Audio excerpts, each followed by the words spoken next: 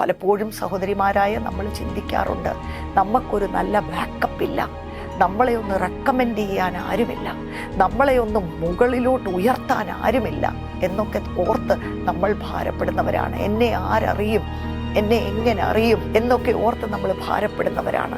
ദൈവസഭയ്ക്ക് എല്ലാ കാലത്തിലും പറ്റുന്ന ഒരു വലിയൊരു കുഴപ്പമാണ്, നമ്മളിങ്ങനെ അങ്ങ് ചുരുങ്ങിപ്പോകും, ഡിഫെൻസീവ് മോഡിലേക്ക് പോകും. ഞങ്ങളെ ആരും ഒന്നും ചെയ്യല്ലേ, ഞങ്ങൾ നിങ്ങളെയും ഒന്നും ചെയ്യുന്നില്ല, നിങ്ങൾ ഞങ്ങളെയും ഒന്നും ചെയ്യരുത്, ഞങ്ങൾ എവിടെയെങ്കിലുമൊക്കെ അങ്ങ് ഒതുങ്ങിക്കൂടി ജീവിച്ചോളാം, ഞങ്ങൾ വിശുദ്ധിയോടെ ജീവിച്ചോളാം, ഇനിയും കർത്താവേ നീ വേഗം വരണമേ, ഞങ്ങളെ നീ അങ്ങ് കൊണ്ടുപോകണമേ, അങ്ങനെ ആഗ്രഹിച്ച് ജീവിക്കുന്ന ഒരു മനോഭാവമാണ്. പക്ഷെ കർത്താവ് ആഗ്രഹിക്കുന്നത് എന്താ? തൻ്റെ സഭയെക്കുറിച്ച് ആഗ്രഹിക്കുന്നത് എന്താ? നമ്മൾ ഡിഫെൻസീവായിട്ട് ഇരിക്കണമെന്ന് മാത്രമല്ല. സ്തോത്രം. അങ്ങനെ ഒരു മേഖലയുണ്ടെങ്കിലും God wants the church to go offensive. അവിടെ യുദ്ധം ചെയ്ത് ജയിച്ച് ദൈവരാജ്യത്തെ മുന്നേറ്റുന്ന ഒരു ചിത്രമാണ് ഞാൻ എൻ്റെ സഭയെ പണിയും, പാതാള ഗോപുരങ്ങൾ അതിനെ ജയിക്കുകയില്ല എന്ന് പറയുമ്പോൾ അവിടെ നമുക്ക് കിട്ടുന്നത്. രഹസ്യ ജീവിതത്തിൽ നാം ചെയ്യുന്നതിനെ കണ്ട്, സ്തോത്രം, അതിനെ പരസ്യമായി മാനിക്കുന്ന ഒരു ദൈവമുണ്ട്.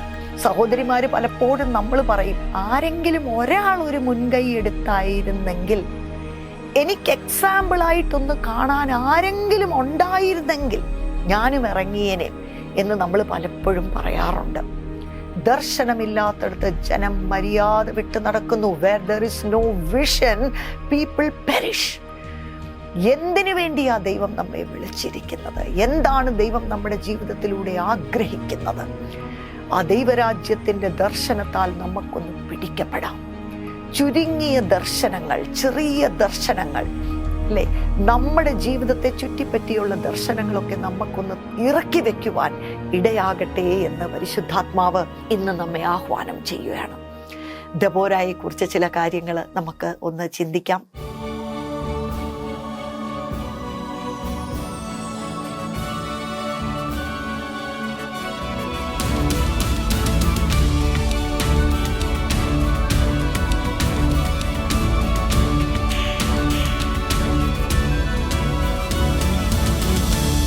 Praise God. ഈ അന്തിമ നാളുകളിൽ അല്ലേ, തൻ്റെ സഭയെ ഒരു സൈന്യമായി ദൈവം എഴുന്നേൽപ്പിക്കുകയാണ്.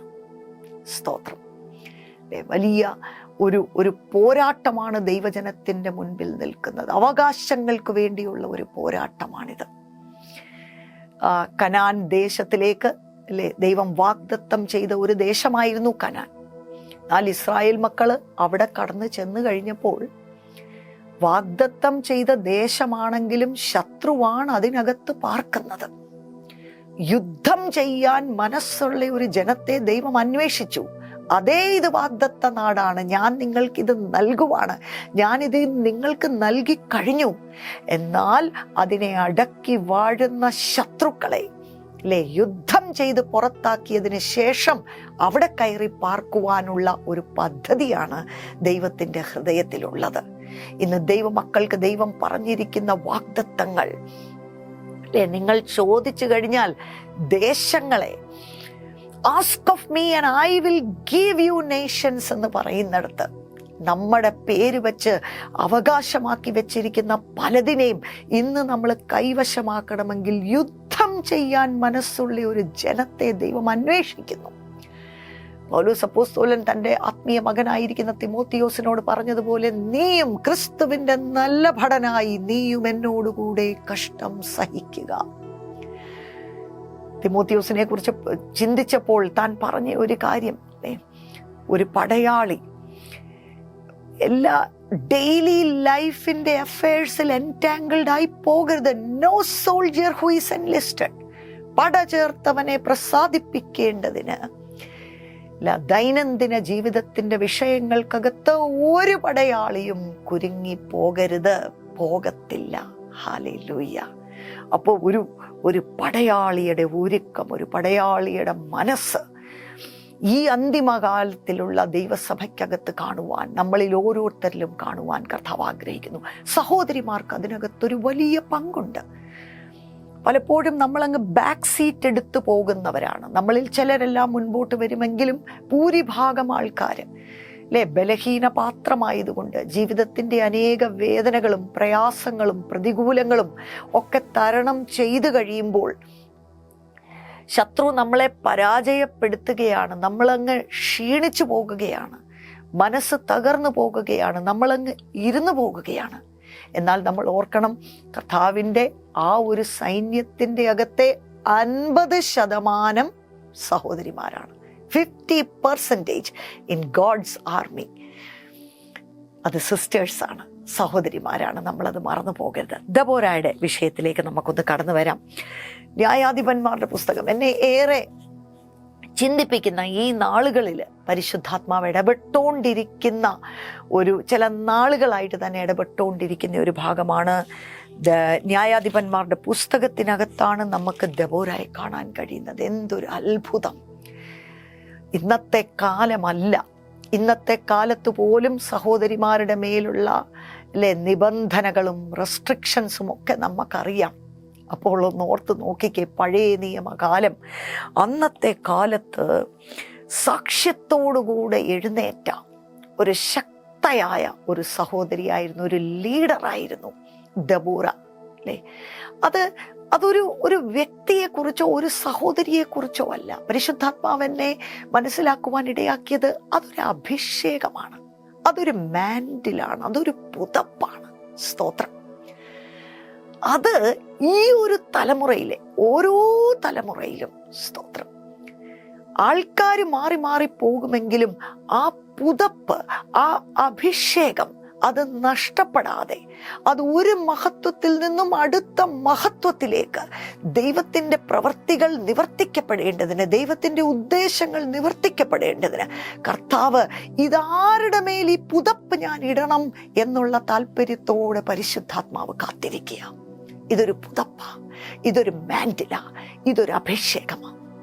വർഷങ്ങൾക്ക് മുൻപുള്ള പഴയ നിയമത്തിലുള്ള ഈ സഹോദരിയെക്കുറിച്ച് നമ്മൾ വായിക്കുമ്പോൾ, സ്തോത്രം, ഇന്ന് നമ്മൾ എത്രയധികം, ഇത് മുഴുവൻ വായിക്കാൻ നമ്മുടെ മുൻപിൽ സമയമില്ലല്ലോ.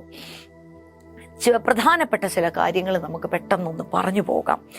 4-ാം അധ്യായം, ന്യായാധിപന്മാരുടെ പുസ്തകം 4-ാം അധ്യായം, അവിടെ 1-ാം വാക്യത്തിൽ പറയുന്നത്, ഏഹൂദ് മരിച്ച ശേഷം ഇസ്രായേൽ മക്കൾ വീണ്ടും യഹോവയ്ക്ക് അനിഷ്ടമായത് ചെയ്തു. അവര് വലിയ പ്രയാസത്തിന്റെ ഘട്ടത്തിലൂടെ കടന്നു പോകുകയാണ്. ശത്രുവിന്റെ കയ്യിലേക്ക് ദൈവം അവരെ അങ്ങ് ഏൽപ്പിച്ചു കൊടുക്കുകയാണ്. ഓർക്കണമേ, ദൈവത്തിന്റെ ഉടമ്പടി ജനമാണ്. ദൈവം വാക്ക് പറഞ്ഞാൽ, ദൈവം വാഗ്ദത്തം ചെയ്താൽ അതിനകത്തുനിന്ന് ഒരിക്കലും പുറകോട്ട് പോകാത്ത ദൈവം ഈ ജനത്തിന്റെ പ്രവണതകൾ കാരണം, പാപം കാരണം അവർ വീണ്ടും യഹോവയ്ക്ക് അനിഷ്ടമായത് ചെയ്തു എന്നാ പറയുന്നത്. അത് കാരണം അങ്ങനെ ഒരു കാലഘട്ടമാണ്, അല്ലേ? സഹോദരിമാര് പലപ്പോഴും നമ്മൾ പറയും, ആരെങ്കിലും ഒരാൾ ഒരു മുൻകൈ എടുത്തായിരുന്നെങ്കിൽ, എനിക്ക് എക്സാമ്പിളായിട്ടൊന്ന് കാണാൻ ആരെങ്കിലും ഉണ്ടായിരുന്നെങ്കിൽ ഞാനും ഇറങ്ങിയേനേം എന്ന് നമ്മൾ പലപ്പോഴും പറയാറുണ്ട്. പക്ഷെ ആരെങ്കിലും, അല്ലേ, somebody has to become the first one. Praise God. അന്നത്തെ ഒരു ജനറൽ അറ്റ്മോസ്ഫിയറായി പറയുന്നത് ഇസ്രായേലിനെ കുറിച്ച്, അല്ലെ, ഇന്നത്തെ ദൈവസഭ, ഇന്നത്തെ ആത്മീയത എന്നൊക്കെ നമ്മൾ എടുത്തു വെച്ച് ചിന്തിക്കുമ്പോൾ നമുക്ക് വിശേഷിപ്പിക്കുവാൻ കഴിയുന്നത് പോലെ അന്നത്തെ അവരുടെ അവസ്ഥയാണ് ഈ പറയുന്നത്. അവര് യഹോവയ്ക്ക് അനിഷ്ടമായത് വീണ്ടും ചെയ്തു. That is the general spiritual condition. അപ്പോൾ എന്താ സംഭവിച്ചത്?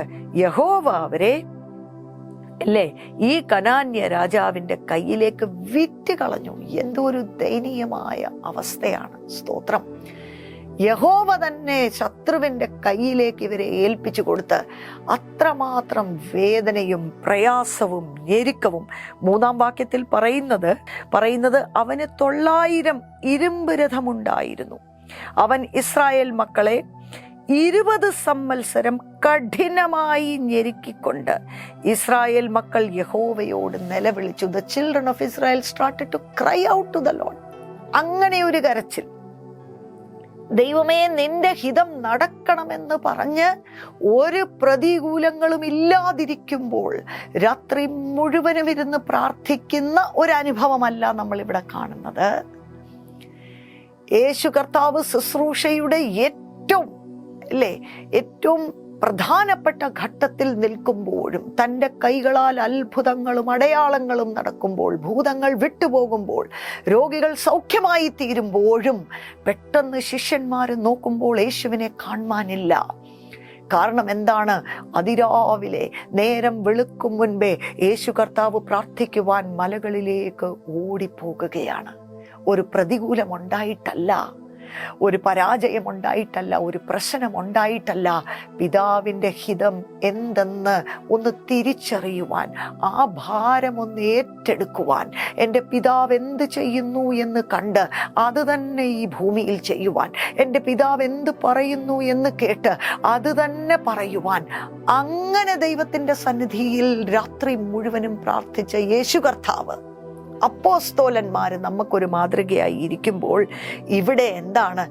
20 സംവത്സരം കഠിനമായി അവരെ ഭാരപ്പെടുത്തി ശത്രുവിൻ്റെ അടിമത്വത്തിൽ അവര് വേദനിച്ചതിൻ്റെ ഭാഗമായി സ്തോത്രം ഇസ്രായേൽ മക്കൾ നിലവിളിക്കുകയാണ്. അപ്പോൾ ദബോറ, സ്തോത്രം, 4-ാം അധ്യായം 4-ാം വാക്യത്തിലേക്ക് വരുമ്പോഴാണ് ഇതാണ് അവിടുത്തെ അന്തരീക്ഷം. നമ്മുടെ സങ്കല്പങ്ങളിൽ നമുക്കതിനെ ഒന്ന് ചിന്തിക്കുവാൻ കഴിഞ്ഞാൽ, ഇസ്രായേൽ ആത്മീയമായി മുന്നേറി നിൽക്കുന്ന സമയത്തല്ല, എല്ലാം നന്നായി പോകുമ്പോഴല്ല, വളരെ കഠിനമായി ഇസ്രായേൽ മക്കൾ നിലവിളിച്ച് മുൻപോട്ട് പോകുന്ന സമയത്ത്, ആ കാലത്ത് ലപ്പിദോത്തിന്റെ ഭാര്യയായ ദബോര എന്ന പ്രവാചകി ഇസ്രായേലിൽ ന്യായപാലനം ചെയ്തു. Praise the Lord. ഒരു സഹോദരിയാണ്. അവരെ പരിചയപ്പെടുത്തുന്നത് അതെനിക്ക് ഒത്തിരി ഇഷ്ടപ്പെട്ട ഒരു കാര്യമാണ്. ലപ്പിദോത്തിന്റെ ഭാര്യ, സ്തോത്രം. നമുക്കറിയാം, സഹോദരിമാരായ നമുക്ക് ദൈവം ഒരു ക്രമം വെച്ചിട്ടുണ്ട്.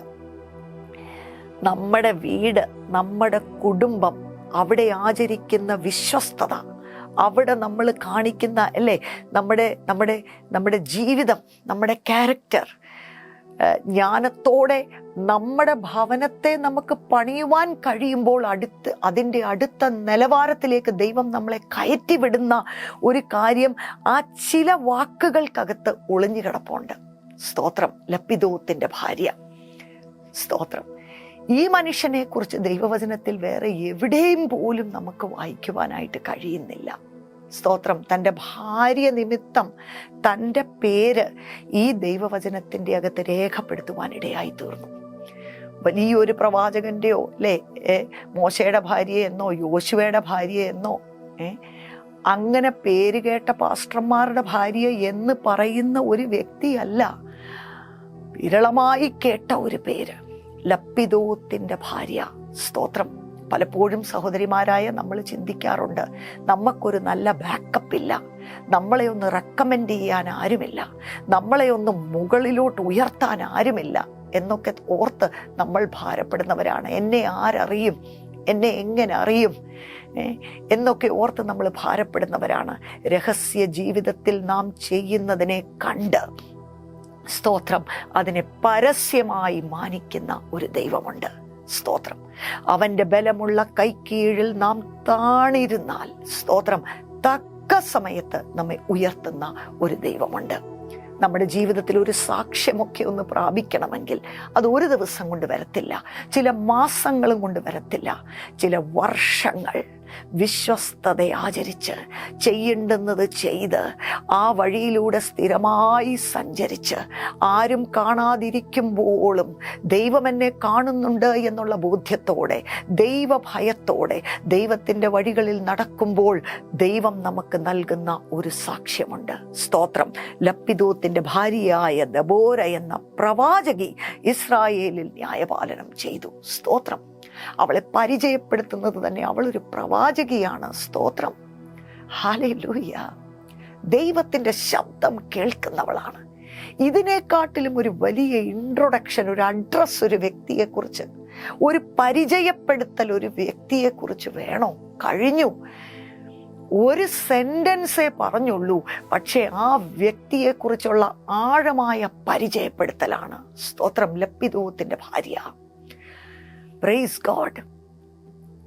തൻ്റെ ഭർത്താവിനും തൻ്റെ കുടുംബത്തിനുമൊക്കെ അനുഗ്രഹമായിരിക്കുന്ന ഒരു സ്ത്രീ, ദൈവത്തോട് ആഴമായ ബന്ധം പുലർത്തുന്ന ഒരു സ്ത്രീ, ഇസ്രായേൽ മുഴുവൻ ഞരങ്ങുന്ന ഒരു കാലഘട്ടത്തിൽ അടിമത്വത്തിലായിരിക്കുന്ന കാലഘട്ടത്തിൽ, ജനം മുഴുവൻ ഭയത്താൽ പിടിക്കപ്പെട്ട സാഹചര്യത്തിന്റെ സമ്മർദ്ദത്തിൽ പുറത്തിറങ്ങി നടക്കാൻ പോലും ഭയപ്പെടുന്ന കാലഘട്ടത്തിൽ, സ്തോത്രം, ദൈവത്തിന്റെ ശബ്ദം കേട്ട് ഇസ്രായേൽ മക്കളുടെ ഇടയ്ക്ക് ഇറങ്ങി അവരെ ശുശ്രൂഷിക്കുന്ന, ദൈവത്തിന്റെ ജ്ഞാനം അവർക്ക് പറഞ്ഞു കൊടുക്കുന്ന, അവരുടെ വിഷയത്തെ പരിഹരിക്കുന്ന ഒരു വ്യക്തിത്വമായി ഇസ്രായേലിൽ ദൈവം അവളെ എഴുന്നേൽപ്പിക്കുകയാണ്. സ്തോത്രം. ഓർക്കണം, ഞാൻ സന്തോഷിക്കുന്ന ഒരു കാര്യം എന്താണെന്നറിയാമോ? ഞാനിങ്ങനെയാണ് എന്ന് ദെബോര സ്വന്തം പരിചയപ്പെടുത്തുവല്ല. ദൈവവചനം എഴുതപ്പെട്ടപ്പോൾ പരിശുദ്ധാത്മാവിനാൽ അവൾക്ക് വേണ്ടി എഴുതി വച്ചിരിക്കുന്ന ഒരു സാക്ഷ്യമാണിത്. ദെബോര എന്ന പ്രവാചകി ഇസ്രായേലിൽ ന്യായപാലനം ചെയ്തിരുന്നു, അല്ലേ? ഒരു മരത്തിൻ്റെ അടിയിൽ ഇരുന്ന് ഞാൻ ഓർക്കുകയാ, അവളുടെ ആ ഒരു ഹൃദയം എന്തായിരിക്കും അത്? സ്തോത്രം. ദൈവത്തിൻ്റെ ശബ്ദം കേട്ട് ദൈവത്തിൻ്റെ ജനത്തെ ശുശ്രൂഷിക്കുവാൻ അച്ചടക്കമുള്ള, ഡിസിപ്ലിനുള്ള, ഹാർഡ് വർക്കിംഗ് ആയിട്ടുള്ള, സ്തോത്രം, ഒരു പക്ഷേ നമ്മൾ സദൃശവാക്യം 31 വായിക്കുന്ന, അല്ലേ, ആ ഒരു സാമർഥ്യമുള്ള ഒരു ഭാര്യ, ഒരു സ്ത്രീയുടെ ചിത്രം ഇവിടെ ദെബോരായിൽ നമുക്ക് കാണുവാനായിട്ട് കഴിയുകയാണ്.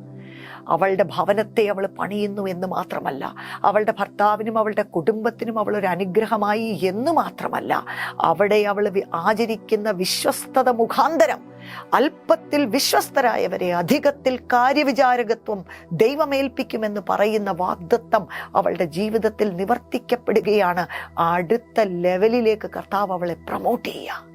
ജനത്തെ ശുശ്രൂഷിക്കുവാൻ, ദൈവത്തിൻ്റെ മക്കളെ ശുശ്രൂഷിക്കുവാൻ, അവർക്കൊരു അനുഗ്രഹമായി തീരുവാൻ. ഞാൻ ഓർക്കുകയാ, ഇവൾക്ക് ഭയമില്ലേ?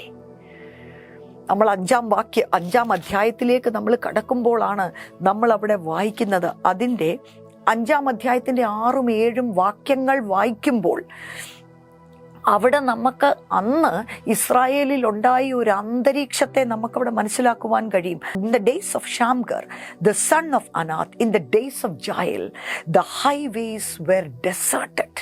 The highways were deserted and travelers went by roundabout ways. പാതകൾ ശൂന്യമായിരുന്നു. അന്നത്തെ ഇസ്രായേലിന്റെ അവസ്ഥയാ. കാരണം ശത്രു അവരെ അടക്കി ഭരിക്കുന്ന കാലമാണ്. അവരടിമകളാണ്. അവർക്ക് ഇഷ്ടമുള്ളതുപോലെ അവർക്ക് ചെയ്യാൻ പറ്റത്തില്ല. പബ്ലിക്കായിട്ട് ഓപ്പണായിട്ടൊന്നും അവർക്ക് ഇറങ്ങാൻ പറ്റത്തില്ല. ഒരുപക്ഷെ ഇന്ന് ഞങ്ങളുടെ നോർത്ത് ഇന്ത്യയിലെ സഹോദരി സഹോദരന്മാർ, അവിടുത്തെ സഭകൾ അനുഭവിക്കുന്ന ഒരു അന്തരീക്ഷത്തെ വർണ്ണിക്കുന്ന ഒരു കാര്യമാണ്. അവരുടെ വിശ്വാസത്തെ അവർക്ക് ഓപ്പണായിട്ട് പ്രാക്ടീസ് ചെയ്യാനായിട്ട് കഴിയത്തില്ല. ഭയമാണ് അവിടെ റൂൾ ചെയ്ത് നിൽക്കുന്നത്. വഴിപോകന്മാര് വളഞ്ഞ വഴികളിലൂടെ അവിടെ നടക്കുകയാണ്. Praise be to God. വീണ്ടും 7-ാം വാക്യം പറയുന്നത്, ദെബോരയായ ഞാൻ അത് പറഞ്ഞു. അതിൻ്റെ ലാസ്റ്റ് വാക്യം നോക്കണം. നായകന്മാർ ഇസ്രായേലിൽ അശേഷം അറ്റുപോയിരുന്നു. The peasantry ceased, they ceased in Israel. അങ്ങനെ ഒരു പ്രത്യേക അനുഭവമാണ് ആ ദേശത്ത്. ഭയം. ഇതിൻ്റെ നടുവിലാണ് നമുക്ക് 4-ാം അധ്യായത്തിലേക്ക് തിരിഞ്ഞു വരാം. ഇവര് അവിടെ ഇരുന്ന് ന്യായപാലനം ചെയ്യുകയാണ്. അങ്ങനെ ഇരിക്കുമ്പോഴാണ് പ്രവാചകിയായ ഒരു സഹോദരി ഉണ്ടെങ്കിൽ അതിൻ്റെ അർത്ഥം അവൾ ദൈവശബ്ദം കേൾക്കാൻ അവളെ തന്നെ ഏൽപ്പിച്ചു കൊടുക്കുന്നവരാണ്. സ്തോത്രം. അത് കേൾക്കുമ്പോൾ എളുപ്പമാണ്, പക്ഷെ പ്രായോഗിക ജീവിതത്തിലേക്ക് വരുമ്പോൾ അതിനകത്ത് ഒരുപാട് സ്റ്റെപ്പുകളുണ്ട്. ഒരുപാട് ഡിസിപ്ലിനുള്ള ഒരു ജീവിതത്തിൽ മാത്രമേ അങ്ങനെ ചെയ്യുവാൻ കഴിയത്തുള്ളൂ.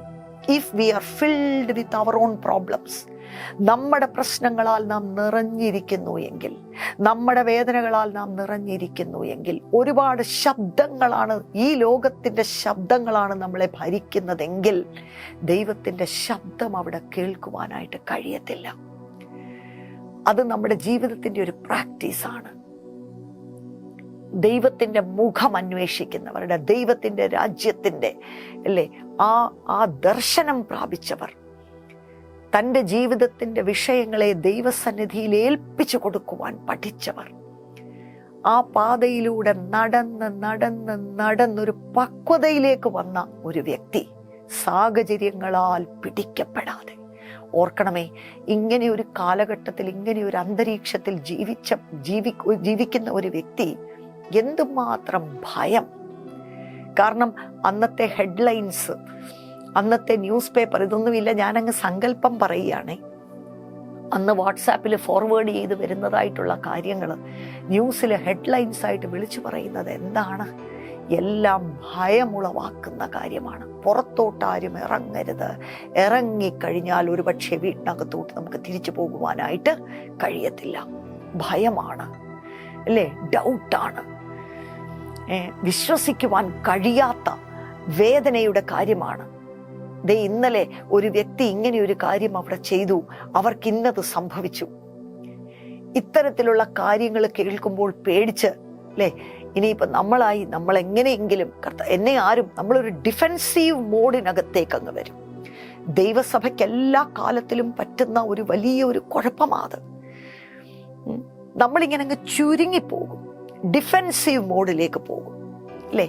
ഞങ്ങളെ ആരും ഒന്നും ചെയ്യല്ലേ, ഞങ്ങൾ നിങ്ങളെയും ഒന്നും ചെയ്യുന്നില്ല, നിങ്ങൾ ഞങ്ങളെയും ഒന്നും ചെയ്യരുത്, ഞങ്ങൾ എവിടെയെങ്കിലുമൊക്കെ അങ്ങ് ഒതുങ്ങിക്കൂടി ജീവിച്ചോളാം, ഞങ്ങൾ വിശുദ്ധിയോടെ ജീവിച്ചോളാം, ഇനിയും കർത്താവേ നീ വേഗം വരണമേ, ഞങ്ങളെ നീ അങ്ങ് കൊണ്ടുപോകണമേ, അങ്ങനെ ആഗ്രഹിച്ച് ജീവിക്കുന്ന ഒരു മനോഭാവമാണ് അല്ലേ. പക്ഷെ കർത്താവ് ആഗ്രഹിക്കുന്നത് എന്താ?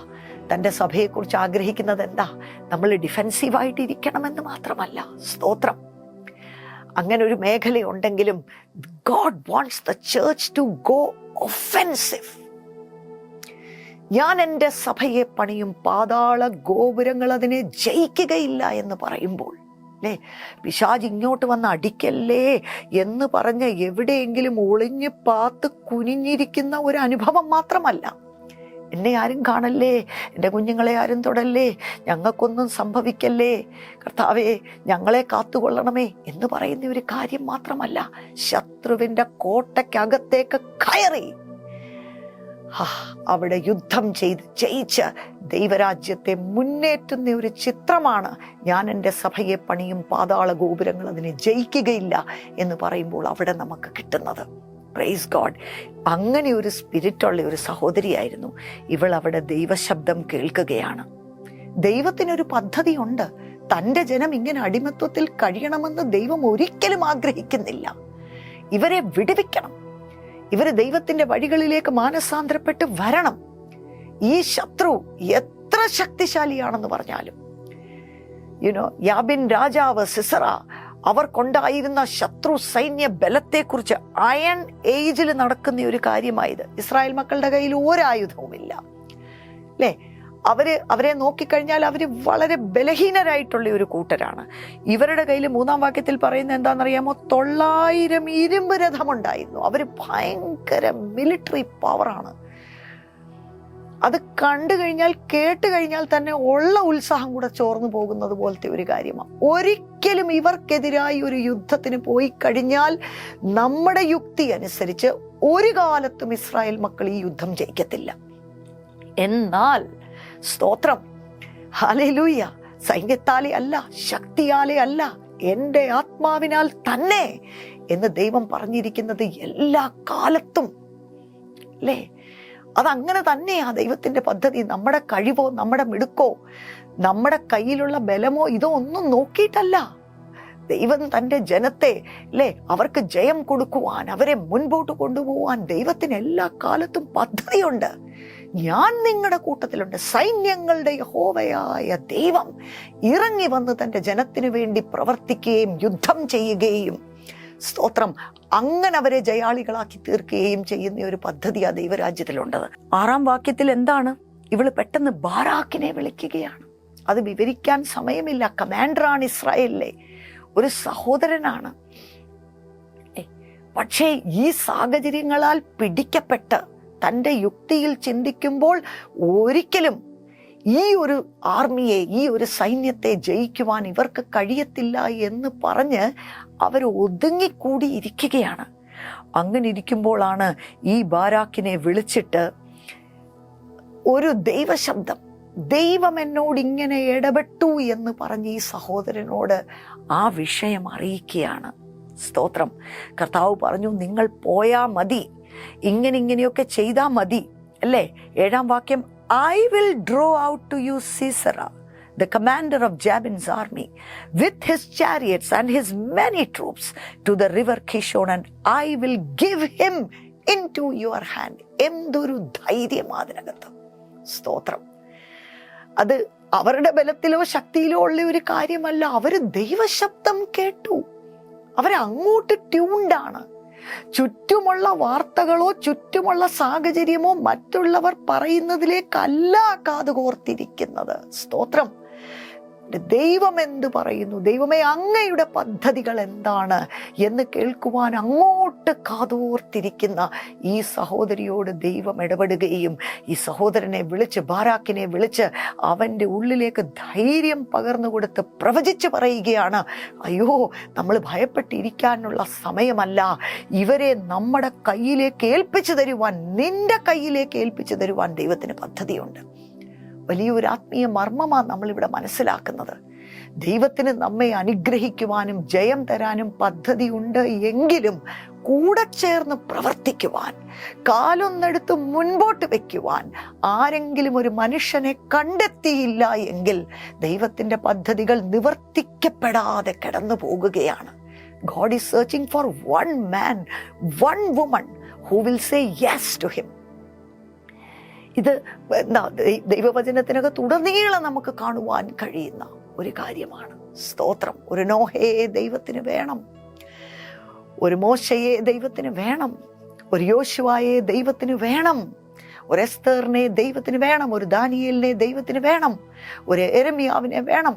അസ്ഥി താഴ്വരകളിൽ പോയി നിൽക്കുമ്പോൾ പ്രവാചക, നീ പ്രവചിക്ക്, എനിക്ക് പദ്ധതിയുണ്ട്. ഈ ഉണങ്ങിയ അസ്ഥികളെ ജീവിപ്പിക്കുവാൻ, ഇതിനെ ഒരു സൈന്യമാക്കി തീർക്കുവാൻ എനിക്ക് പദ്ധതിയുണ്ട്.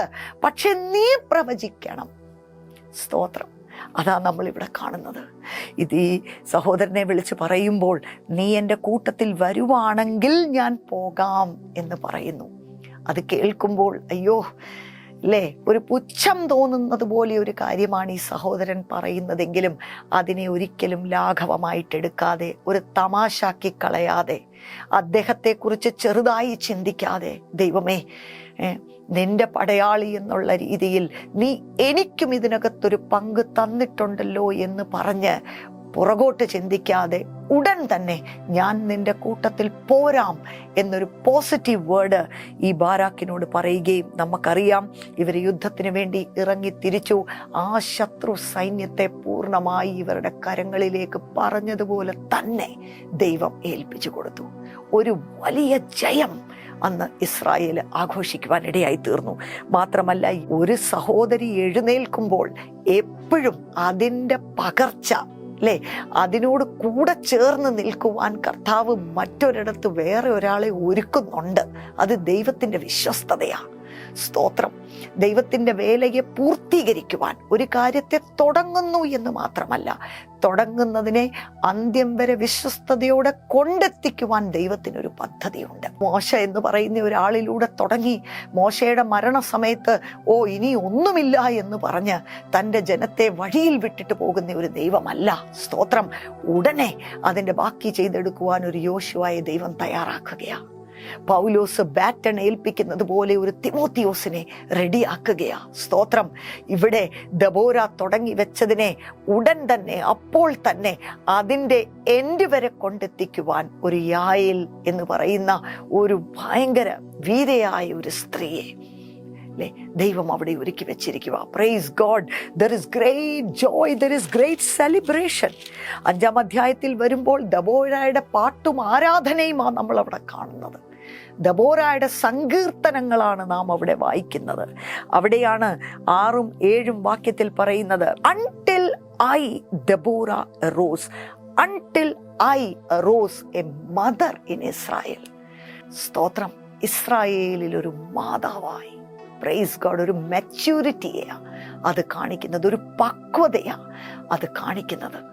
തൻ്റെ വ്യക്തിപരമായിട്ടുള്ള വിഷയങ്ങളൊക്കെ കഴിഞ്ഞ്, സ്തോത്രം, ഞാൻ എപ്പോഴും എൻ്റെ അടുത്ത് ഡെലിവറിക്കൊക്കെ വരുന്ന, പ്രഗ്നൻസിയായി വരുന്ന പെൺകുട്ടികൾ അവർ വരുമ്പോൾ അവരുടെ ആദ്യത്തെ സിംറ്റം, പ്രയാസമൊക്കെ പറഞ്ഞ് ദുഃഖവും സങ്കടവും ഒക്കെ പറയുമ്പോൾ ഞാൻ അവരോട് പറയാറുണ്ട്, മക്കളെ, ഇതുവരെ നിങ്ങൾ തന്നെ നടന്നവരാ, നിങ്ങളുടെ ഇഷ്ടത്തിന് കാര്യം ചെയ്തവരാ.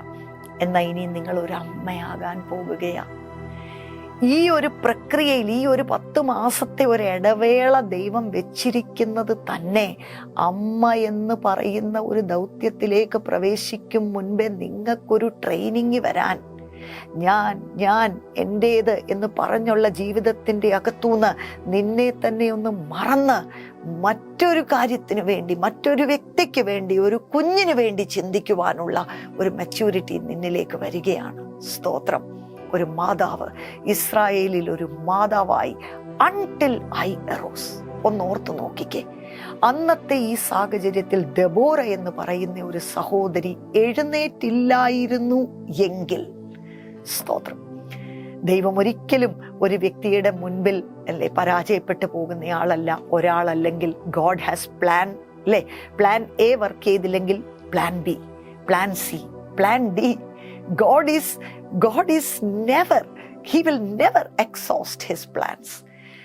ആരെല്ലാം എതിർത്ത് നിന്നെന്ന് പറഞ്ഞു കഴിഞ്ഞാലും അല്ലേ, ദൈവത്തിൻ്റെ ഒരു ശേഷിപ്പുണ്ട്. ദൈവത്തിൻ്റെ പദ്ധതികളെ ചെയ്തെടുക്കുവാൻ ദൈവം അങ്ങനെ ഒരു കൂട്ടത്തെ കണ്ടെത്തും. Hallelujah, glory to God. എന്നാലും ഒന്ന് ചിന്തിച്ചേ, ദബോര അവളെക്കുറിച്ച് തന്നെ മനസ്സിലാക്കുന്ന ഒരു കാര്യമാണ്, ഇസ്രായേലിൽ ഒരു മാതാവായി ഞാൻ എഴുന്നേക്കുവോളം. സ്തോത്രം.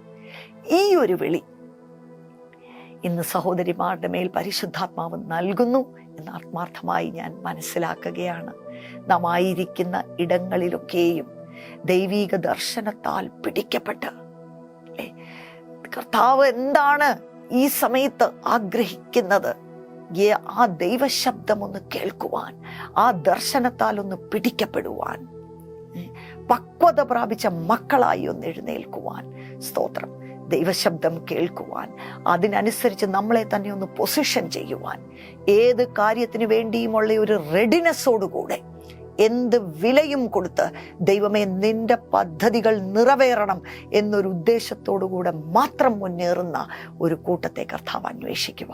അതിനകത്ത് സഹോദരിമാർക്ക് വലിയൊരു റോളുണ്ട്. Praise God. ഹല്ലേലൂയ. ദബോരായുടെ ആ മാൻഡിൽ, ആ പുതപ്പ്, പരിശുദ്ധാത്മാവ് ചിലരുടെ മേലെല്ലാം അതിനുവേണ്ടി റെഡിയായിരിക്കുന്നവർ, അതിനുവേണ്ടി കഴിഞ്ഞ നാളുകളിൽ കർത്താവിൻ്റെ കരങ്ങളിൽ തയ്യാറാക്കിപ്പെട്ട റെഡിയായിരിക്കുന്ന അല്ലേ ചില മാനപാത്രങ്ങളിലേക്ക് പരിശുദ്ധാത്മാവ് അത് പകരുവാനായിട്ട് ആഗ്രഹിക്കുക. So that together we will build the kingdom of God in this generation. Women who are fearless. ദൈവത്തിൻ്റെ ക്രമം നമ്മൾ ഏറ്റവും ബഹുമാനിക്കുന്നു, അല്ലേ? ആദാമിനെ സൃഷ്ടിച്ചു. ആദാമിനൊരു തക്ക തുണ വേണമെന്ന് തോന്നിയപ്പോഴാണ് ഹൗവയെ സൃഷ്ടിച്ചത്. അതുകൊണ്ട് സഹോദരന്മാർക്ക് ദൈവം ആ ഫൈനൽ ലീഡർഷിപ്പ് വീട്ടിലാണെങ്കിലും സഭയിലാണെങ്കിലും എല്ലായിടത്തും കൊടുത്തിട്ടുണ്ട്. എന്നാൽ അവരുടെ കൂട്ടത്തിൽ ഒരു തക്ക തുണയായി നിൽക്കുവാൻ, അല്ലേ, അങ്ങനൊരു വേക്കൻസി ഉണ്ട്, അങ്ങനൊരു വിളിയുണ്ട്. അവിടേക്ക് നമ്മൾ എഴുന്നേൽക്കണം, അതിനകത്ത് നമ്മൾ നിൽക്കണം. ദൈവത്തിൻ്റെ പരിശുദ്ധാത്മാവ് അതിനകത്തേക്ക് നമ്മളെ വിളിക്കുകയാണ്. കർത്താവ് നമ്മെ ബലപ്പെടുത്തട്ടെ, നമ്മളെ ശക്തീകരിക്കട്ടെ, ദൈവശബ്ദം നമുക്ക് കേൾക്കുവാൻ ഇടയാകട്ടെ. So that we rise up as an army of God and advance the kingdom of God in this generation. Thank you so much.